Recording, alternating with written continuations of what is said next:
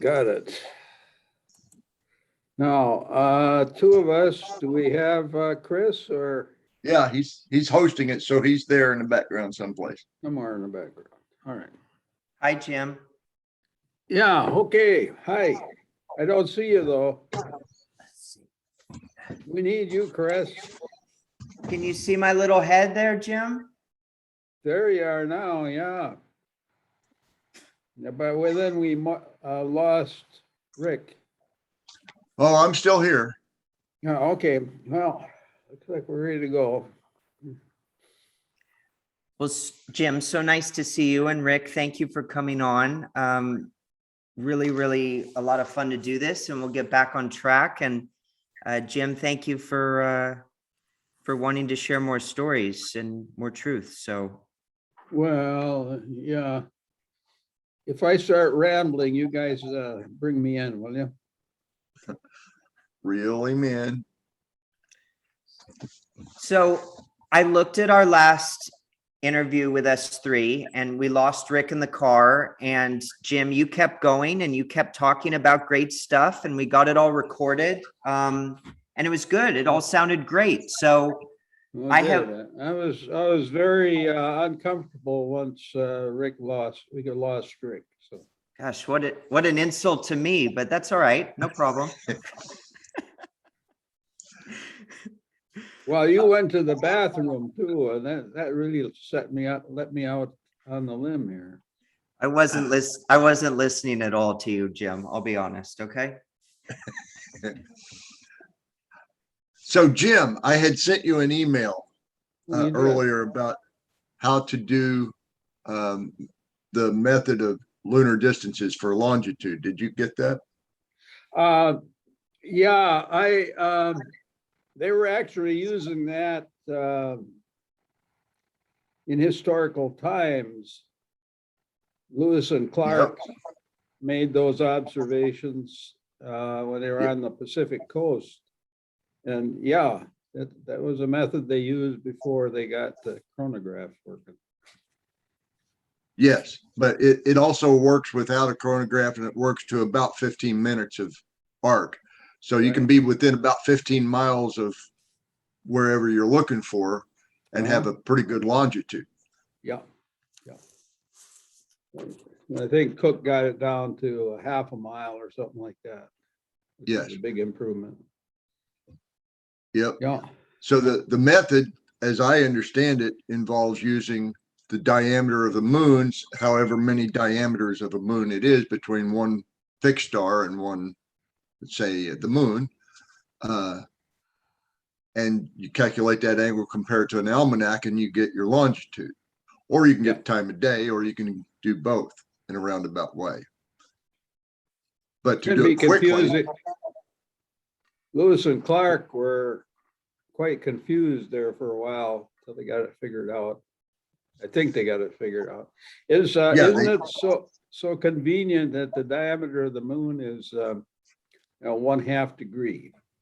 yeah, it's very convenient.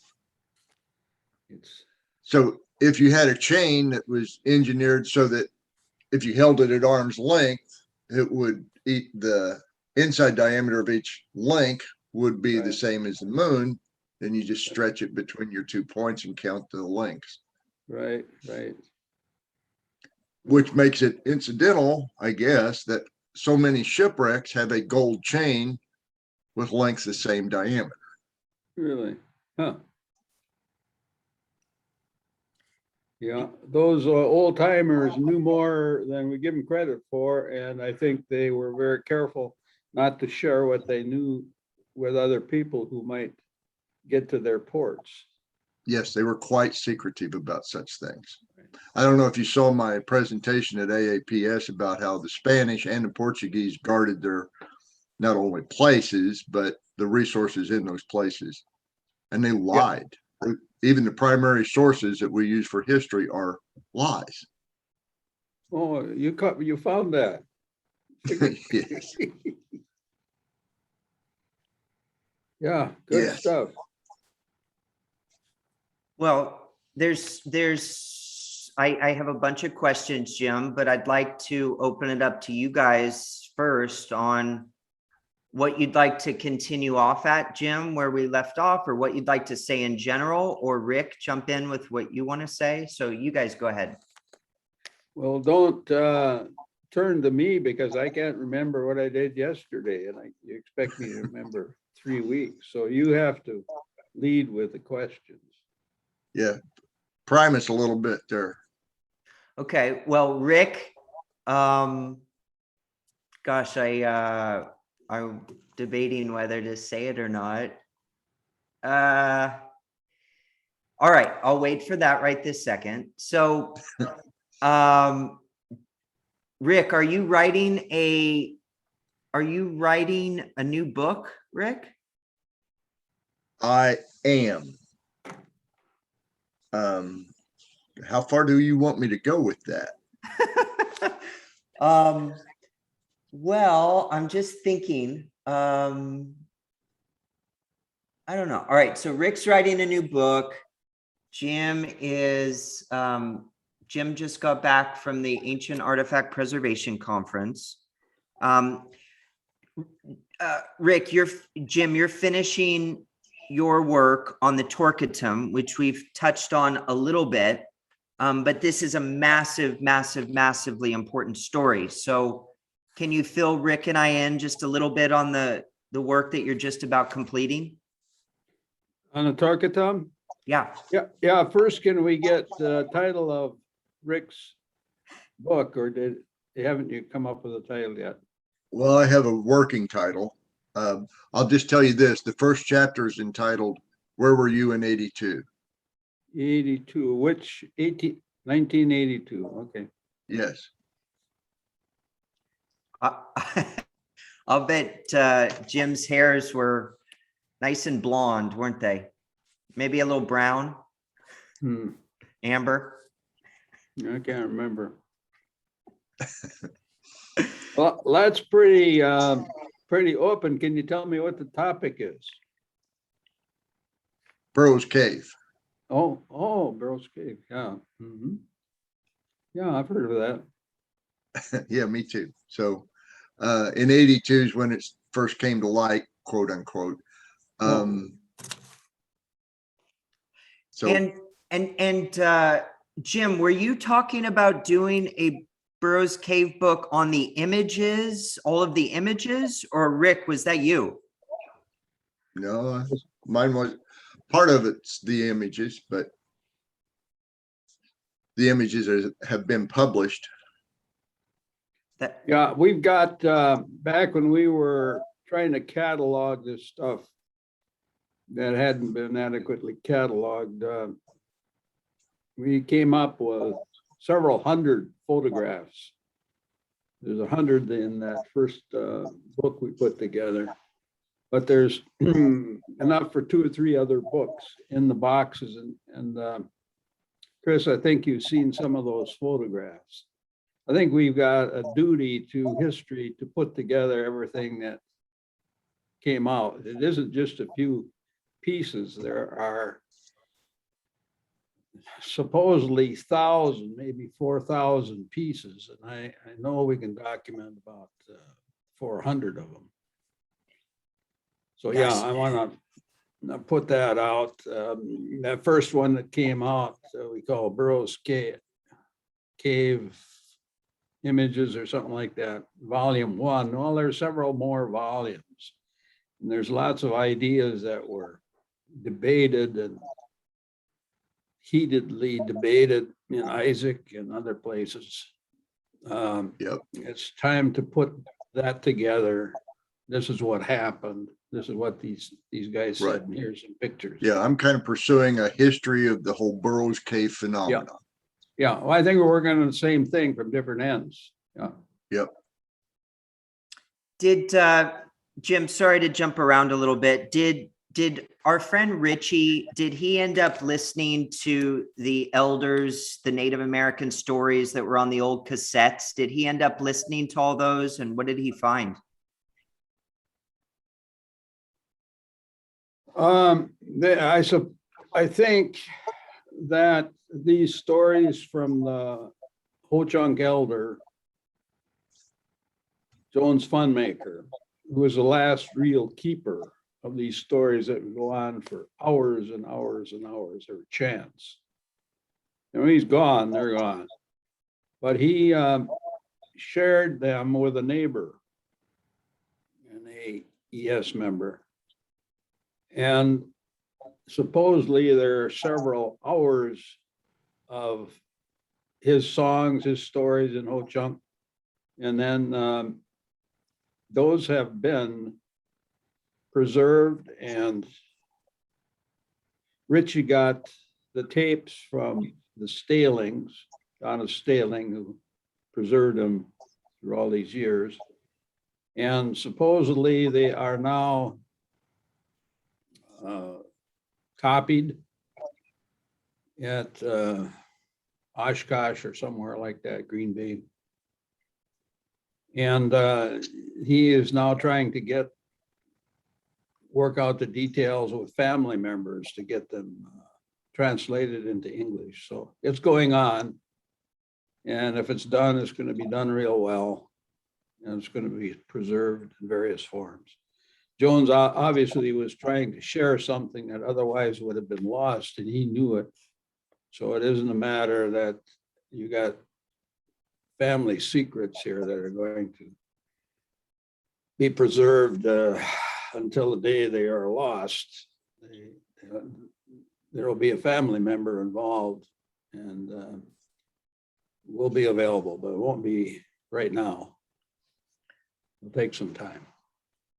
Well, a thought that I found super interesting, a new thought to me in the last few weeks, was that, you know, some people just don't know the proper avenues, or not proper, just have any avenues, any connections, any ability to share their work, you know, with the masses. So Jim, I was telling Rick, I listened to Marta Thomas's 3rd annual Pyramid Conference, and there were only 25 people listening to it. Sam Osmanagic of the Bosnian Pyramid spoke, and Dr. Steven Spirason, and, you know, et cetera, et cetera. And it's, you know, it's just interesting to me that somebody like that would make those tapes and then not have some type of foolproof backup plan to distribute them or assimilate them to the masses. And they just don't. And it's interesting. And I'm just sharing kind of a thought I had that I wish people had better plans to share this stuff while they're living,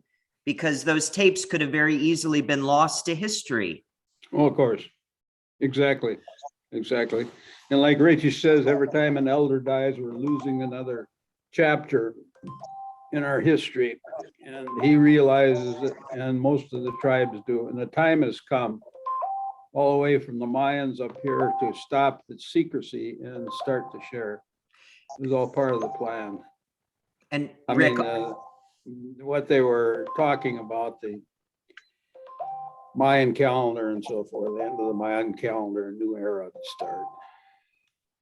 and so Rick, I'll let you jump in just 1 second, but I want to say, Jim, tell us about the Mayan shamans or shaman that you had an experience with that basically says, you know, we want to share our secrets. Now is the time. Our kids, all they care about is their iPhones. And I mean, is that true that these people want to share their secrets? Yes, very much so. It's part of the native world, which has been kept from the whites for various reasons, because it's a paganism and we'd have to stomp it out back 100 years ago. It started with what they called harmonic convergence. That was before the Mayan calendar ended. And there was a group that met down at Chaco Canyon. I happened to go to that. And that's about when I met Burroughs. He was not involved, but the guy I was with said, you got to get a hold of this guy. He's got stories and stuff. Then Mayans were coming up to Cahokia, meeting with Merlin Red Cloud and a few of the Ho Chunk. So they were in contact all across the country. And a Menominee guy by the name of Pamita said that shortly, he said, the white buffalo will be born and I can show you more information. When we were surveying down at Lizard Mound Park. And I said, well, this area, there's geometry and so on. And he said, I'm the keeper of the site. Yeah, you bet. And he said, I could share a lot more with you, but the time isn't quite right yet. He says, the white buffalo's got to be born first. Well, the white buffalo was born out in Dakota about 1990, something like that. And it was in a shaking tent ceremony, and it was born in Wisconsin. And the people came back, and the story is that some people in an old pickup truck, Ho Chunks, that came back from this meeting and drove to the Hyder farm where the buffalo was born, and they found it somehow. It wasn't in the papers yet, and wanted to see the buffalo. Well, a big deal. And then the Mayans learn about it, and they come up, and that's where we start to make contact with the Mayans. And the Mayans were in contact with the whole chunk to some extent, but after the white buffalo was born, then it became more formalized, and the end of the Mayan calendar starts, and actually one of the head Mayan priests did not celebrate the end of the Mayan calendar on winter solstice down in Guatemala in the jungles, but in the temple, but up at Preston Thompson's little wigwam ceremonial area in his backyard. So that's where it started. And we've been in contact various times off and on. The last was on a Zoom meeting like this with an elder down in Mexico. And he said, well, just so you know, I know you've been cautious about these stories, that the Balaam priests, Jaguar priests, have said that the time of keeping all this information secret that we have been trying to preserve has now passed, and it's now time to distribute it.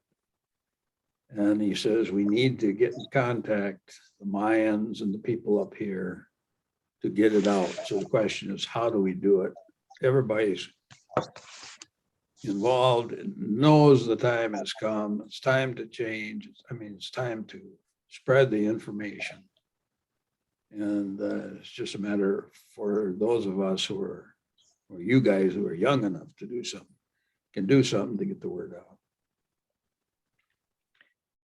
Well, basically, he said, the time of the secrecy is over. Our priests, Mayan priests, have said this. And so what was forbidden to be talked about a generation ago is now supposed to be carefully disseminated to the world, because they need to know. Well, some of the Mayans tried to do that 450 years ago, and they were basically chewed up and spit out by the Spanish because the Spanish couldn't understand it. Oh, yeah. Exactly. And they didn't want to have anything to do with what they considered paganism, even though they could see the results in front of them. Same thing happened in Peru, but different circumstances. In Peru, people were trying to teach them how to read the Kipi, and they couldn't do it. They couldn't understand the context. But some of the Franciscan and other priests noted that they were reading it like a narrative, not just numbers. So, and it went on also with the Maya. The Maya tried to teach the Spanish how to read their codices, and they couldn't get it because they couldn't understand that context dictated the meaning of a word or a symbol. Yeah, or the authorities of that time, the Inquisition came down there, and anything that wasn't Christianity was of the devil. Yep. And therefore, even if you're studying this stuff, you're subject to Inquisition, which of course involved torture and burning at the stakes, a lot of cases. So true. Condemnation of all kinds. Yeah, and then you're talking about the keepers in Peru. I've got a part of a book photographed from a priest that was with Pizarro when they came into the observatories there. He says, Yep. They observe the heavens with instruments that we don't know anything all about. Of course, whatever instruments they had got melted down. Right. Which is probably now in the church in Barcelona as decorations.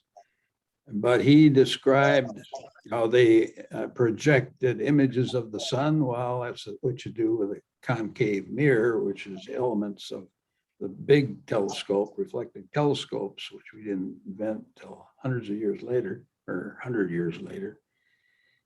And in his book,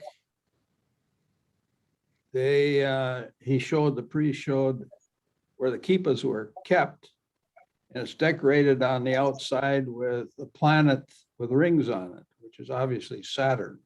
And this is before Europeans, quote, invented the telescope. Very cool, Jim.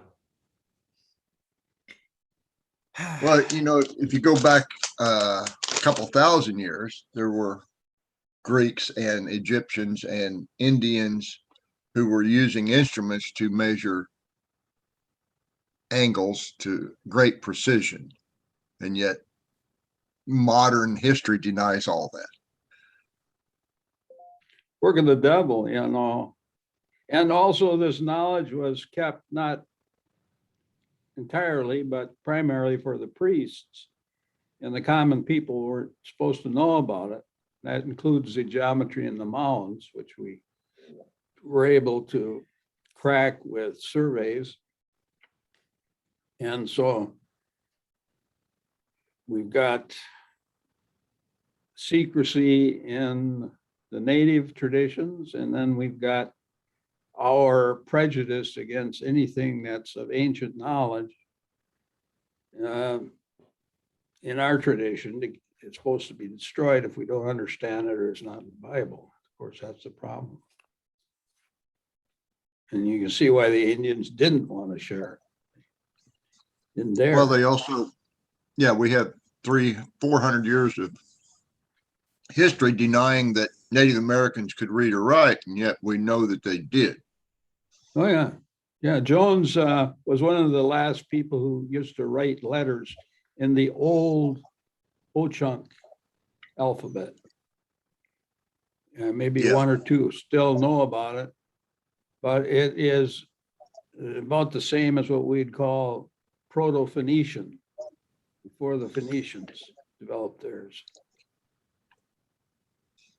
And interestingly enough, the same symbols can be used as an alphabet or a syllabary. Sure. As well as numerals. Talking about kippas, in this work on the Torkatam, going in the whatever's been written about the Chinese, the people in Tibet and in China at one time were using kippas for their records. Yep. So it was, or a version of it, yes. Yep. Now they use something similar, at least for counting, but position and color of the beads on, I forget what that device is called now. Akaba. Yeah. Determines what the total number is, or how you multiply, divide, subtract, etc. Yeah, which gets Similar in us nature to keeping.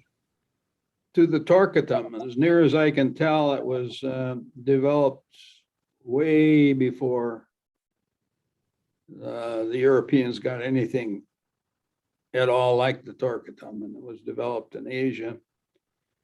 And of course, they were saying that they shared all that astronomy and calendars with their colonies in this country, which would be the Mayans, which gets us then to this translation by the Nicholases of the Chinese books. So you want to pick it up here?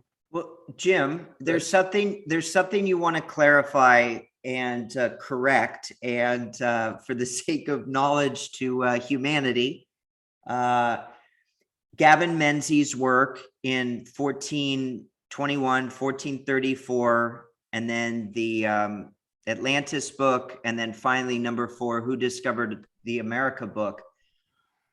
What did they get wrong in that needs to be corrected? Well, that will be in the draft I'm sending you on the Torquetum, because it's so important.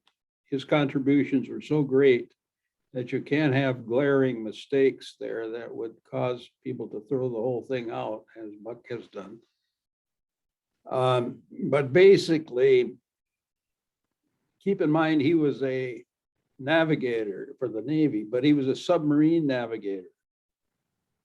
And they'd come to the surface with their periscopes once in a while to take observations, which is different than if you are sitting on a stoop waiting for after the sun sets to see a star when it rises, which is about 45 minutes. And one of his major points that obviously people know is wrong is that he interprets some Babylonian records that as soon as the upper limb of the sun sets in the west, the star Aldebaran is right on the horizon in the east. Well, this may be technically correct, but the Babylonians would have had to have swinging plumb bobs or some sort of a short time counter to account for the 45 minutes between when the sun disappears and where the first stars are seen. And he takes that as the fact that you can see these stars immediately when there's still a gleam of sun in the west, which is completely wrong. And then he bases that on how he would say the ancients then could create longitude, and we go off into a spiral that people that study astronomy just chuckle and say, throw his books out. The other is that's misinterpretation, in my view, of what is really in the records and really what the ancients had long ago figured out.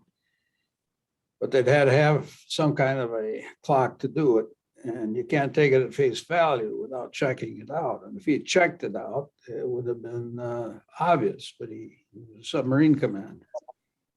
The other is that he talks about a site in Portugal, which is a mini Stonehenge. And he said that it was built and used at the same time Stonehenge was. So it was some sort of a navigation, astronomy teaching area. And he says this is a unique site because the latitude here is 38.8 degrees. And that is the only, that is where the moon, when it's at its northernmost position in the sky, will shine right down to a bottom of a well. Well, that is also wrong by Yeah, about 10 degrees. yeah, I happen to And live at that anybody exact who latitude. has basic astronomy and so on will know that's wrong. And he says the only other place this happens is up at Scotland, up there. That happens. And he says also at the Stonehenge. Well, it happens in He's none of got these, all that. but hidden there is something even greater. He obviously had his people just go and gather information. He visited. Of course, he didn't have time or take the effort to wait around until the moon is at its northernmost point, 18.6 years or whatever it is, to see. But none of that happens. But what happens is that if you work with the star Vega, Vega indeed comes down, and you could see Vega down that well. And that geometry also relates to Stonehenge, because Vega then glances one of the sides of the Stonehenge, or not Stonehenge, the Pyramid of Egypt and so forth. So hidden there, purposely hidden in this is misinformation, but somebody actually checking out knows that it's wrong. So what else will work? And it's Vega, which was the key to the ancient calendars system of the Cheyenne, according to Ralph Redfox. And it was obviously used worldwide. So those are the two main things.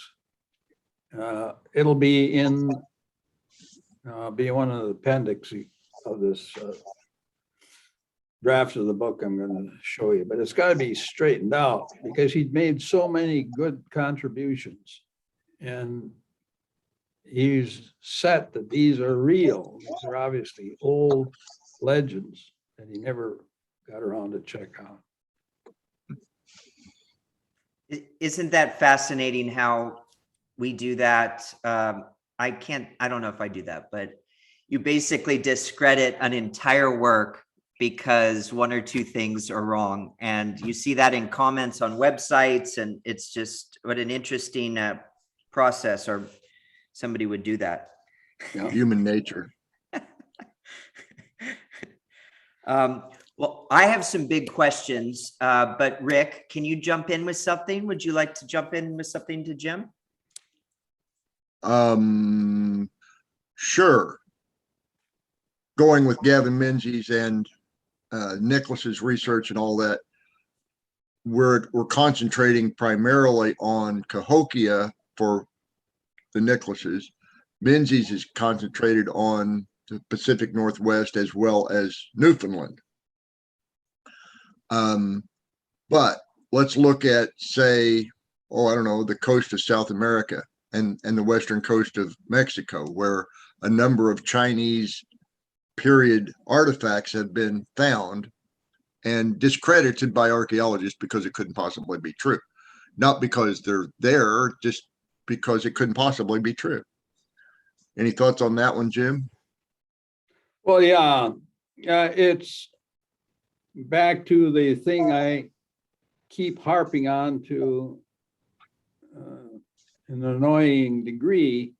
We're supposedly in the scientific age where facts, authenticated, adequately analyzed, are what comes up with truth.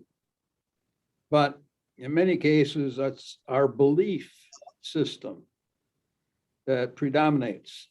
And if there is stuff, if analyzed, that might interfere with our belief system, we throw it out.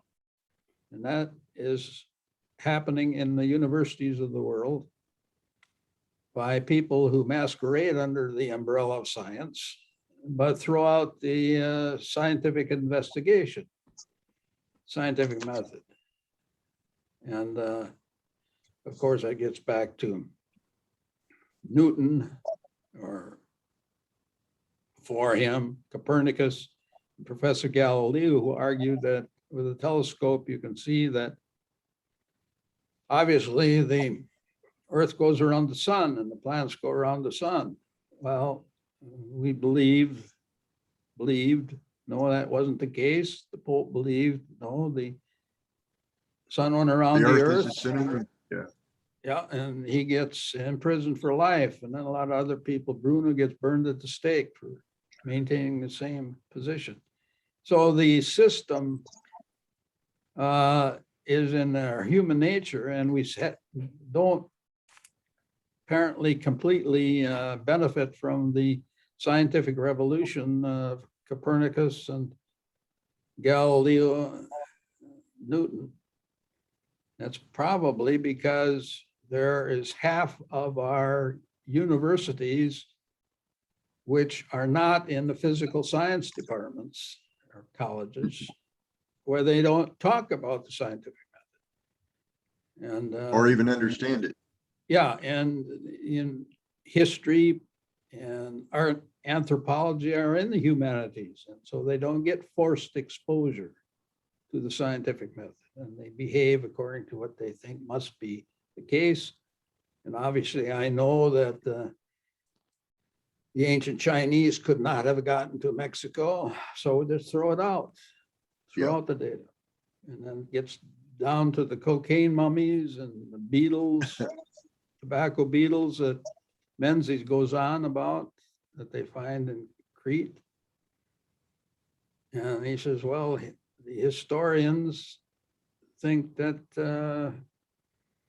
if the science comes out with preposterous conclusions, it can be thrown out.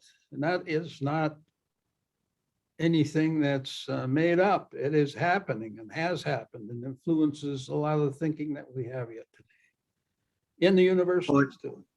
In archaeology and history, we can trace a lot of it back to Major John Wesley Powell, who did not have a degree of any kind except for an honorary.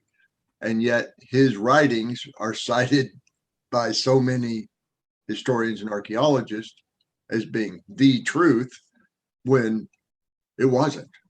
For instance, he said, anything that you find out there that has, anything resembles writing, it's almost certainly a fake, because the Indians certainly could not write. Yep. They weren't civilized. They were Yep. at the barbarian stage. And same in Wisconsin, since the Indians did not have horses, they find a horse skeleton of a Shetland pony sized horse in an Indian mound. Automatically, it is a pet Shetland pony, and they didn't examine the date at all on the bones. Well, another interesting on that particular dig, one of the things that they did find, and this would have been, I think it was 1952 or so when that dig took place. And it was thrown out because of the horse. However, another item that was found in that dig was an axe that had a wooden handle. And when they finally got around to dating the wooden handle, they found that it was 1,100 years old. And yet it was in the strata right above the horse. Was this a iron axe? No, it was a stone axe, but it still had a handle. Yeah. Now, have you studied at all the Princess Mound there at Aztalan? She was decorated with amber beads. Yes, she was. And as well as mica.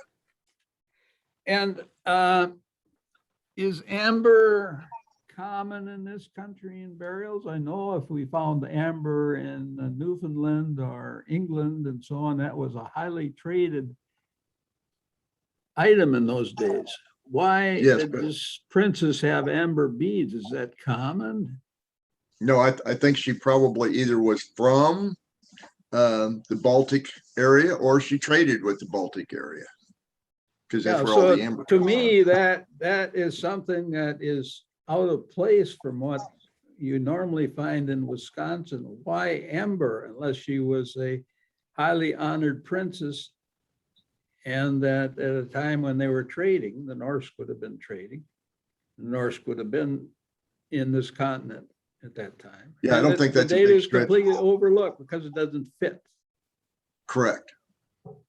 Much like, I don't know, during my presentation for AAPS, thank you, Chris, for helping me Zoom that.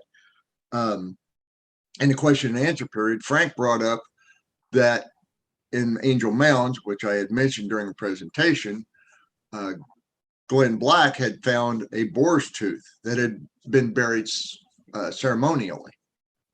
And there weren't supposed to be any hogs in North America. Right. Yeah. So you're the first one to point it out? Nobody else pointed it out?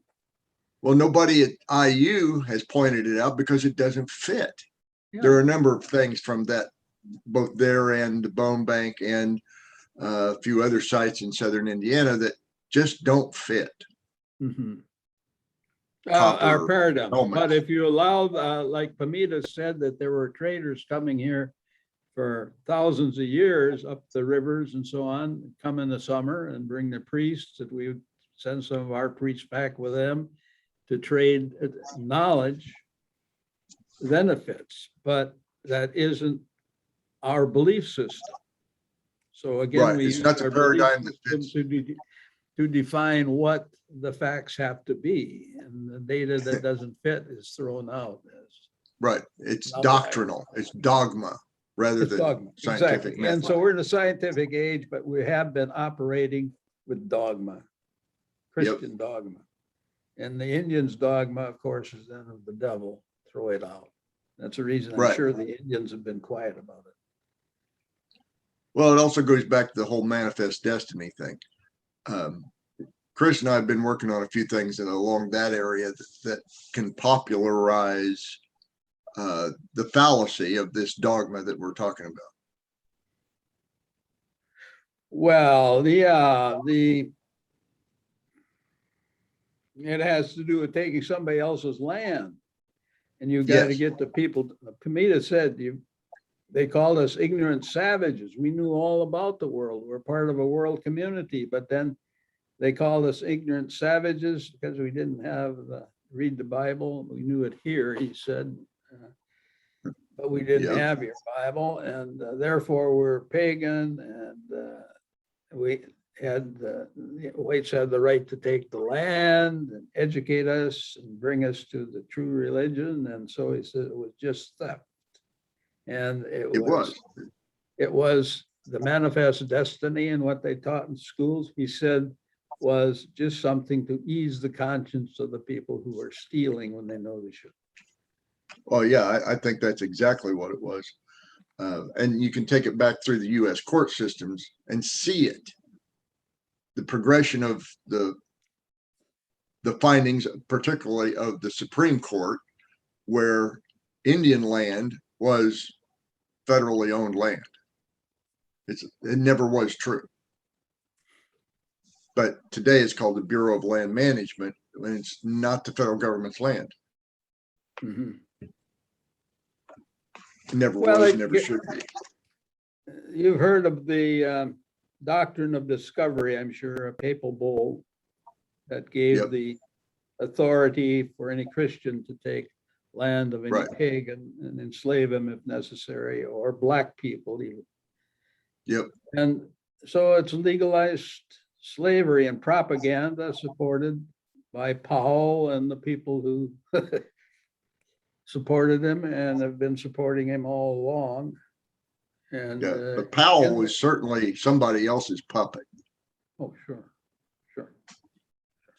Jim, I've never thought that you actually look like John Wesley Powell, but he's a handsome guy, so that's a compliment. Is that right? But he only had one arm. See, I got two arms. Yeah. Well, yeah, and maybe if you want people, to hear what you have to say, you got to be a one-arm Civil War hero will help. So, well, it doesn't matter what I say. It's the facts. If people will realize that truth comes from facts and not from previous beliefs, that's the way you get the truth. If we're in the scientific age now, if we want to get back into the dark age, we just continue fighting about things, and we go back that way too. Man. Well, we'll have to get you in a boat down the what is it? Colorado River. Thank you. Grand Canyon. So we'll drop you in from a helicopter, Jim, and then people will start taking you seriously. Okay. I'm too old for any of that stuff. Yeah, Powell did it twice with one arm, but That's impressive. I mean, if I had two, like, you know, people on both sides propping me up, that would help, but I don't have anybody helping. Now, Yeah, do the you second guys, expedition, you guys know that Powell's daddy was a minister out New York, upstate New York? yeah, And that Methodist, did you know about this, Rick? I do. Okay, well then why don't you tell And us? he was, oh, yeah, Powell's father's congregation kind of fell apart when so many of them became Mormons. And he became a lifelong enemy of Mormons. And it shows in his work too. Even in places, it shows in his writings. But Powell had two jobs at one time, both under federal provenance. He was the second director of the USGS, and at the same time, he was the founder and director of the Bureau of Ethnology at the Smithsonian Institution.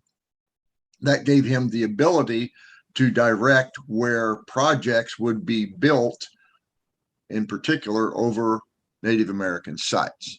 And deliberately, he would have sites destroyed, even when it was not the best place to put a railroad. Then suppose that a surveyor like Warwick found what he said were Hebrew writings on the holy stones of Newark. Wouldn't that add argument to the Mormons that there have been people here before? And wouldn't he then want to say these are fake? Crush the data? Do that. All right. My opinion. Well, so I was, you know, I wonder when that, you know, listening to that ancient pyramid conference, that these pyramids are supposedly so old and way older, you know, I wonder when that became a thing to kind of all of a sudden, you know, not rely on the science and more on the belief system and start the real active push for suppression and the active push for, you know, land acquisition. So I'm watching Alexander, the movie last night, Oliver Stone's 2003 movie, and they're showing a map of the known world. And of course, that known world is just, you know, the Near East and, you know, over to India and whatnot. And I wonder if they knew, you know, this is 320 BC, you know, I wonder if they knew about this continent that was over there. I mean, they certainly should have. So I wonder 320 BC if they were sharing that with somebody like Alexander. I was just curious about that. Well, 300 BC, certainly they knew about America. The Chinese would have known, the Minoans and so on. And but you say sharing, that's to be shared within the family. Right. You don't want rebels coming and taking this, getting to your rich port. So then we get into the secrecy and then the propaganda that if you sail out beyond the Pillars of Hercules, you go over the edge of the world. This continued to some extent almost to the times of Columbus, you know. So you've got misinformation for personal reasons. You can get the public to believe it. And that's been going on. Even 18th century maps still showed sea monsters in a lot of the Atlantic. Oh. So when you think about what all those things on those maps meant, that takes me back to the Delisle map that Meriwether Lewis kept looking for, couldn't find one. But it was a 1716 map prepared for the French king, or when he would become king, the Dauphin. And it almost certainly had a narrative that went with it. But on the map were a bunch of stuff that didn't make any sense to a map maker. You had two different systems of longitude portrayed on this map. You had different spellings, different capitalization of words that a truly educated guy like Delisle would not have done unless he was doing it on purpose to convey some message. So these maps that where you see sea monsters and different things that don't make any sense, it made sense to the person who knew what he was looking at. Yeah, and then we go to the Chinese maps, and again, we need to give a lot of credit to Menzies taking the time after he retired to dig through the Chinese records. Supposedly maps from 1418 or something like that, way before Columbus. I can't remember seeing any sea monsters on them. Have you observed the same? Are the sea monsters just part of the propaganda? The Chinese weren't part of it, it appears to me. I would have to re-examine those maps, but I've noticed it on the quote unquote Western world maps from everybody, even the Arabs that did things like this. They had secrets that they conveyed the meaning to people who knew how to read it. Wow. Yeah. In ancient Greek, it would have been what we call steganography, message hidden in plain sight. Mm-hmm. Well, what do you call it? Steganography? Steganography, yes. And it comes from as far as the Greek meaning and the Greek root of the word, it comes from a case where a Greek, I'll call him noble, was held hostage for years by another king, but he was able to convince that king that his slave needed to go home to visit his parents or whatever. And in the meantime, he had tattooed a message on the guy's scalp and let the hair grow back out so that when he got home, he shaved his head and they could read the message. Mm-hmm. So that's the origin of our modern version of steganography. In modern times, in the last 30 years or so, it's hidden within digital data, particularly within JPEG files, where they've added just bits here and there to make up a message that if you have the right software, you just pull it out of the image.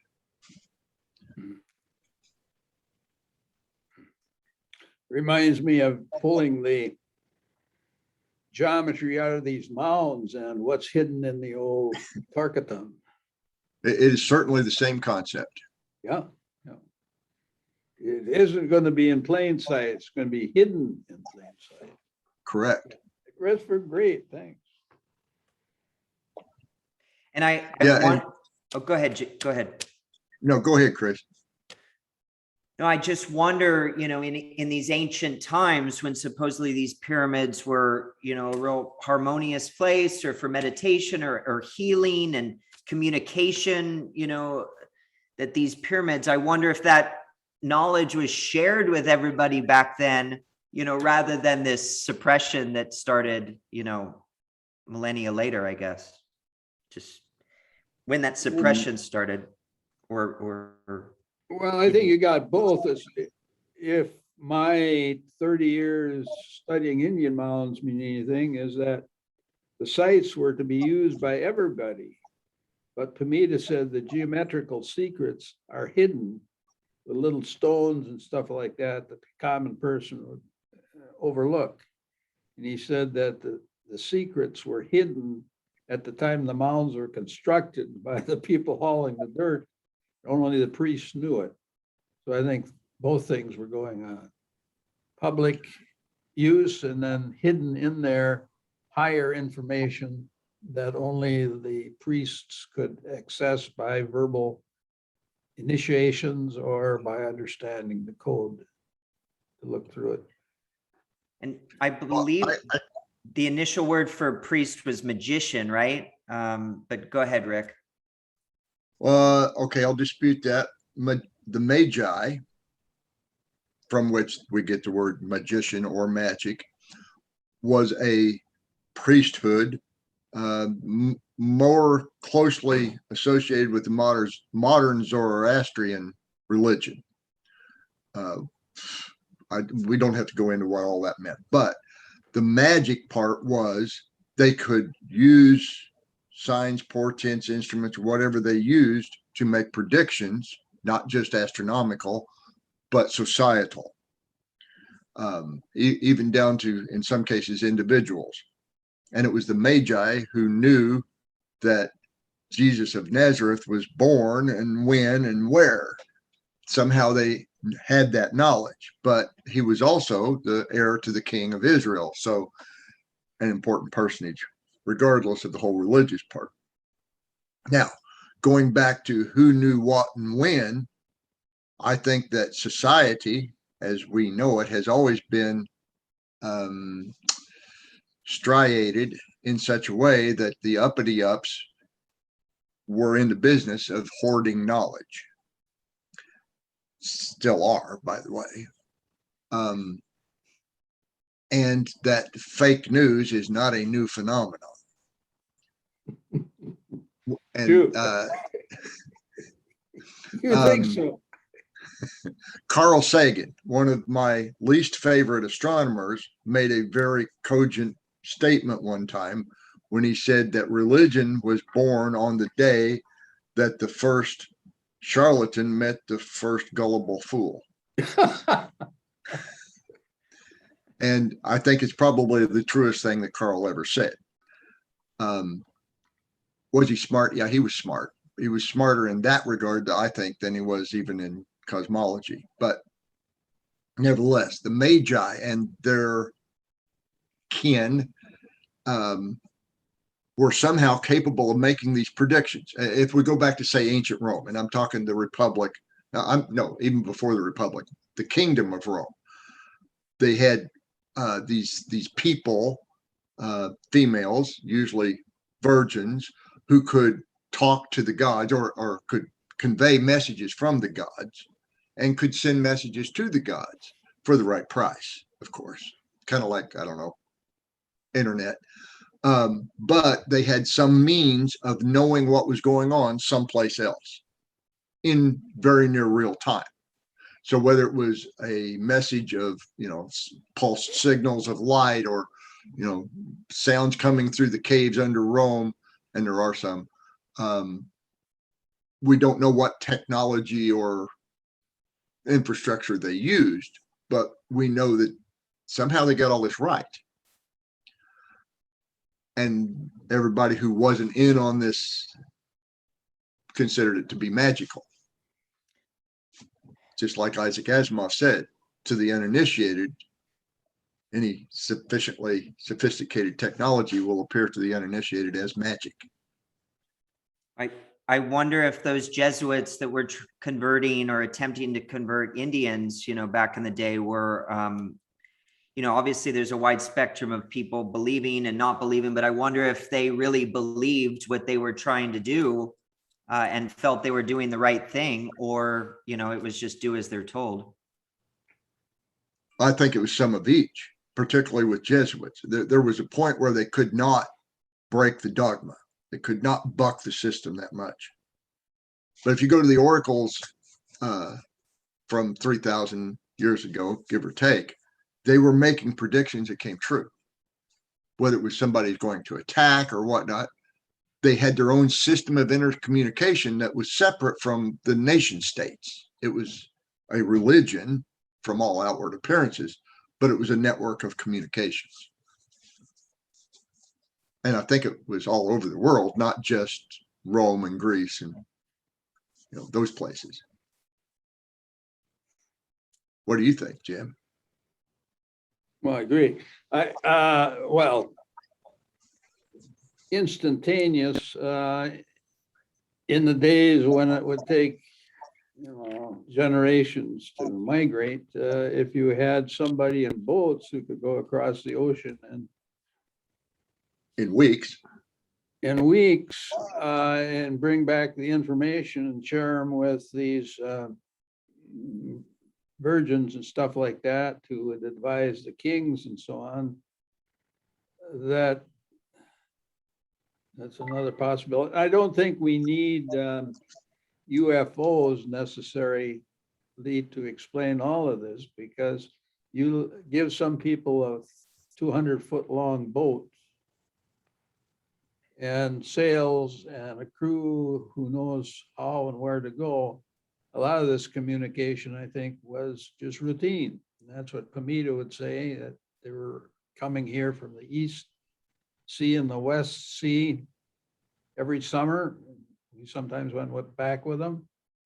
And then you get to South America and you get the evidence of people long before the Mings from China being there. And then India saying that we were sailing at one time before we had a big civil war and we destroyed our culture. Religious civil war, by the way. Yep. Yeah. And So give people boats and let them navigate, and don't make the ocean a barrier, but a highway. And I think this picture is a lot different, but that's not, of course, what we were taught when I was a boy. Yeah, nobody could navigate. Nobody could build a boat that could stay out for 3 months without sinking. Nobody could supply enough food to last on the ocean for 3 months. And oh, by the way, it only took 3 weeks if you knew where you were going. Right. The Pacific was a little different, but if you hugged the rim, you could always resupply. And there really was a Northwest Passage, and it's still there. And sport sailors still sail it. You Yep. wouldn't go with a 200-foot boat, but a 100-foot boat. And we never found it. The Indians know about it. It's encoded in the directions at the Bighorn Medicine Wheel.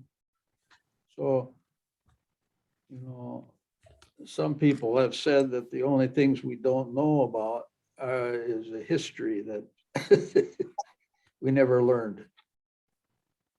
And in some cases, And a lot of it is kept deliberately from hidden. us. Yeah, deliberately hidden. And I'm kind of anxious for not just the Native Americans, but also the old cultures of the old world. And I'm including Australia in that, where they can all at some point get together and tell their side. Oh, yeah. But the interesting thing is that the Chinese and the Koreans and so on, my daughter teaches people from those countries who want to come here for schooling and teaches English to them for a year before they launch. And they said, well, we knew all about, we got hundreds of books that talk about coming to America. And you guys believe Columbus discovered America. It's like Santa Claus. So we don't even pay any attention to you in that matter. And we don't argue, of course. And so real, you know, we could absolutely, and we are, and we will prove, you know, the ancient seas being the highways and, you know, the ancient travel and, you know, big part of my life and your guys' life. And we focus on certain topics and situations and become obsessed in that. And I can't help myself, but what I learned this weekend from this pyramid conference is that, you know, we're talking numbers like 20,000-30,000 years ago. You know, the Ho-Chunks talking 2 ice ages ago. You know, we're talking 20, 30, 40, 50,000 years. Michael Cremo's work up to, what is it, 500,000, 1 million years ago. So in trying to jump into the minds and the psychologies of these people that you were living 50,000 years ago, I guess I'm just throwing the question out there. But the last thing that I want to say is, you know, we just don't know. It's one thing that for thousands of years we're traveling the oceans, and that is just earth-shattering, history-changing. We are proving that, no doubt about it. But add a 0 to the time periods going back and back and back. And was there a better concept of telepathy? You know, did you not even need to travel across the oceans to relay a message, to communicate something? Like, it's real possible that there is just so much that we are kept from or not shared, you know, from those time periods that, you know, that needs a lot more attention, what was going on back then. So Let me just jump in with one thing. And that is that on the island of Crete, they have dated stone tools to 120,000 years before present, and you cannot and could never walk there. Makes you So. suspect they had boats, doesn't it? Sure enough.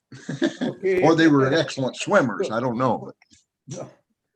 So, yeah, that's one of the points I think is really important is give them boats, but give them at an early time, not when we want them to have boats. And a lot of these mysteries then start to disappear. As to these ancient ages, well, once the white buffalo was born in Wisconsin, Mayans come up and they had conference and they actually had sessions for a weekend and we could ask questions. And then they had around a fire pit at night, they taught us the Mayan calendar the same way they teach kids in their country. And here you got these weeks, 13 days in a week, and then 26. And I knew that 26 was key to the Mayan calendar along with some other things. And so I asked him, why is this emphasis on 26? And the guy there who spoke a little English or went through a translator, and he says, well, that's because of this long time period. And he pointed up at the sky. And I say, you knew about the 26,000 year procession? Oh yeah, we've been here for 2 cycles, 52,000 years, yeah. And that, of course,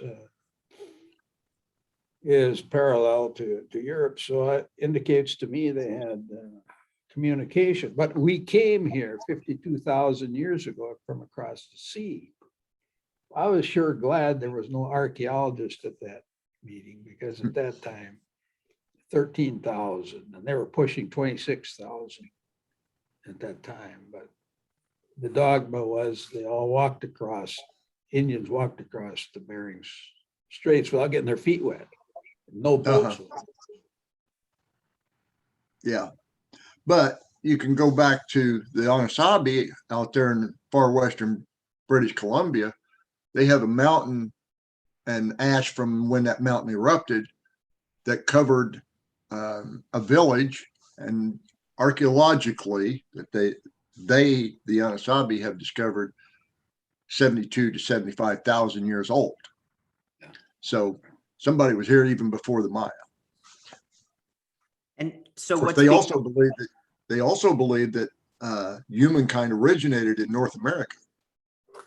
Well, Pamita said we were part of a Camaro community, and a lot of the knowledge that you have in Europe was cooked up here. The I agree.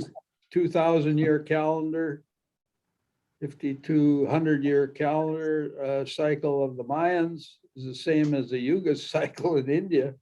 And in India, they say, where did this Yuga calendar come from? It's almost identical to the Mayan calendar, just offset by a few years. He said, we got it from a guy who was of the Maya clan. And also took him corn. Oh yeah, and corn gets there, sure. Yeah. Yep. Give them both. You got to give them boats. I don't see any reason we should insist that the ancients didn't have boats at a very early time. There are at least 4 different stone monuments in Maya country that depict elephants. Yeah. In particularly, they depict Asian elephants. Yeah. Yeah. So we can either say, well, that came from mental telepathy, or just let a couple artists from India get on one of the boats that were coming here for tin or whatever it was they were getting in gold in South America. I don't see any problem. The data is there. I don't think we have to throw it out just because it's contrary to our beliefs. You guys all seem very calm, and maybe years of being told that you're, basically a fool for thinking that people had boats, 1,000 years ago. I can't help but kind of just relay a few of these other things that I heard, which is the precision of these pyramids is so precise to, magnetic north, to true north, to the evolving plate, where true north was, where magnetic, that they were so intelligent back then. And this was right around the time that we're basically saying they were just cavemen, right? So they couldn't possibly have built such intelligent things. They were dumb cavemen. And so this fabulous quote that was basically, up until very recently, it was this 4,500 BC number or 6,500 BC number, of, I believe, Mesopotamia. And that was kind of where things started. And I think I'm saying that approximately correct. But then 10 years after that, they kind of revised it to add another 1,000 years to it. They're like, oh, well, it actually started there 1,000 years before we thought. So they were so intelligent to have built these pyramids. And we basically just, that's it. Well, you talk about the extreme age of the Bosnian pyramid. I contend pretty strongly that the Great Pyramid of Egypt is far older than any of the other pyramids in Egypt. And it is a contemporary of the Bosnian pyramid, which would make it some 30, 35,000 years old. And I'll take some secondary related evidence, if you will, and that is that this Great Sphinx, which sits out there just east of the pyramid, is probably 35,000 years old.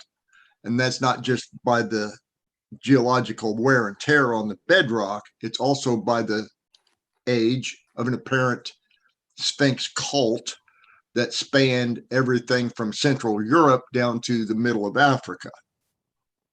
And artifacts of that age, including wooden artifacts that were easily carbon dated, are that age. So my contention is that the Sphinx drove, the Sphinx cult probably built the pyramid in Egypt. Who built it in Bosnia, I don't know, but I'll bet it was somehow related to them. Yeah, let's take the image of the Sphinx. Man's head on a lion's body. Kind of funny thing. But in India, Mohenjo-Daro, there's lots of interesting stuff coming out there by very qualified people, and they're sharing it on the web if you can get contact. They're saying that there was a major shipbuilding port there at Mohenjo-Daro before the pyramids were built, and that they were making sewn plank boats and have lots of records of trading for copper and for tin and smelting and so on. But of course, they cut all the trees off. The place became denuded. But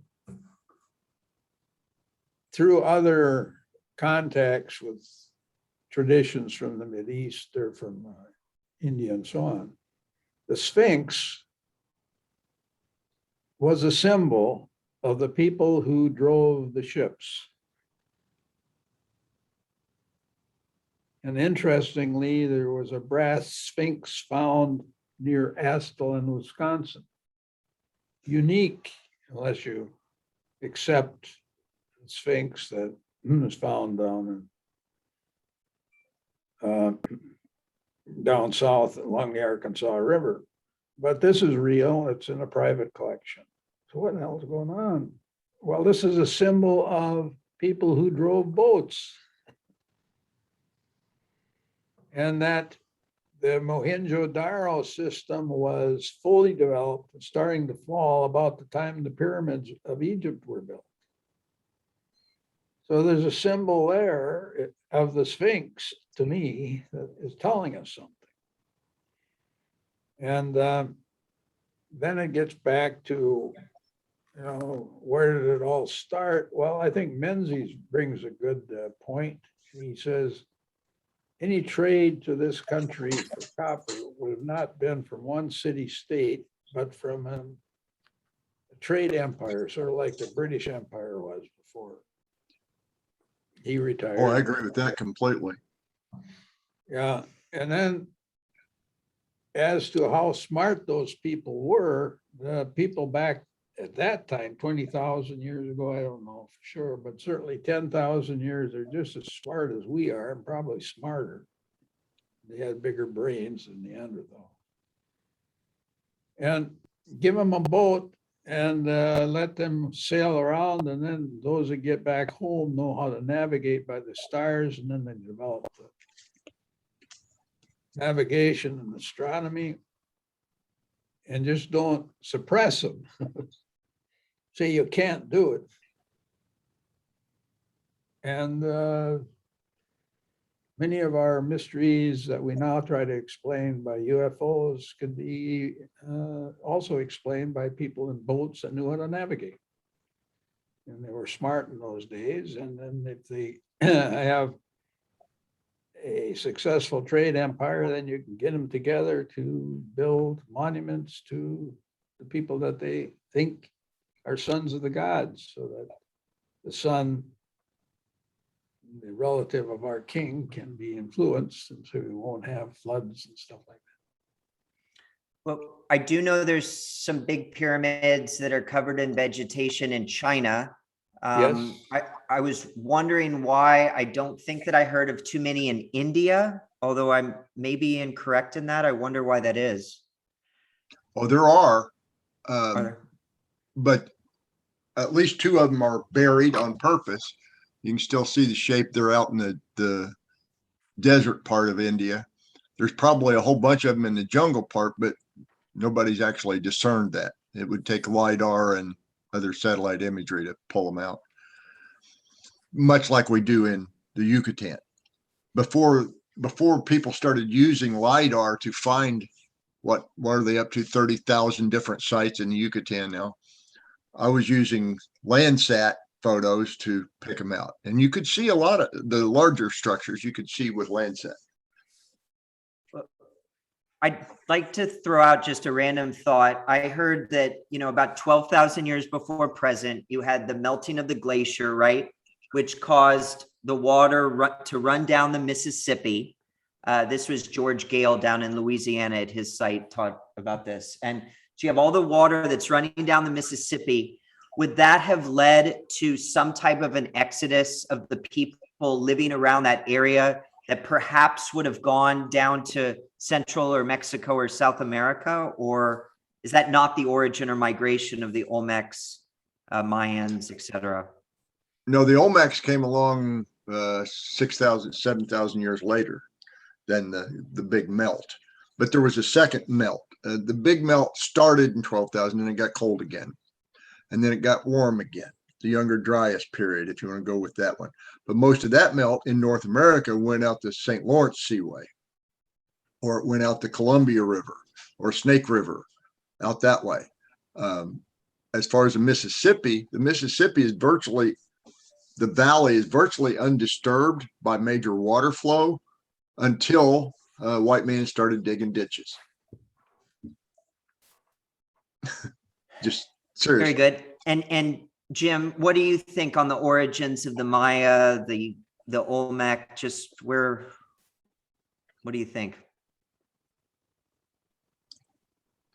Well, again, they came by boats. You don't have to migrate, on land. The Olmecs were at a port city down there, or port area, La Ventura. And let's see, there was a guy from Pakistan years ago, used to come to Isaac meetings, Drazaboy or something like that. And he said there were 13 things that his study showed of the Olmecs that came up very suddenly, not this traditional going from a spear to something else and so on. He says in there came writing, calendars, pottery, and all sorts of stuff. He says these have to be transplants by boats. And then he went on to the big heads and stuff like that. But at the same time, we have up in the UP, or not the UP, in northern Minnesota, what we call a dolmen site. A dolmen on the shortest portage between the Mississippi and waterways into Hudson Bay, and then you're in Hudson Bay if you know where to go and follow the dolmens, you can get into the Northwest Passage. And this was right where outcrops of magnetite come in, and right there you can see this big vein, and the compass goes 360 as you walk around it. And the Olmecs were into compasses, some of the early people. So I always think, well, the people interested in this would obviously be the Olmecs. And as to the Mayans, there are people who have studied the writings and stuff. And even the Olmec writings, there's writings there that Chinese have been able to say, we can read this in the ancient Shang. Not only is it similar, this is Shang. So we get back then to the Chinese being here. And the Chinese had boats too, and they knew how to navigate. So I tend to think, as Pamita said, we were part of a world community and we knew it. And we traded and shared knowledge across the eastern and the western seas. And traders would come in the summer and they'd bring educators, and we would send our priests and educators back, and we taught over there. Medicine was our big contribution. I think surveying and navigation was as well. But I know he said that the main contribution was medicine.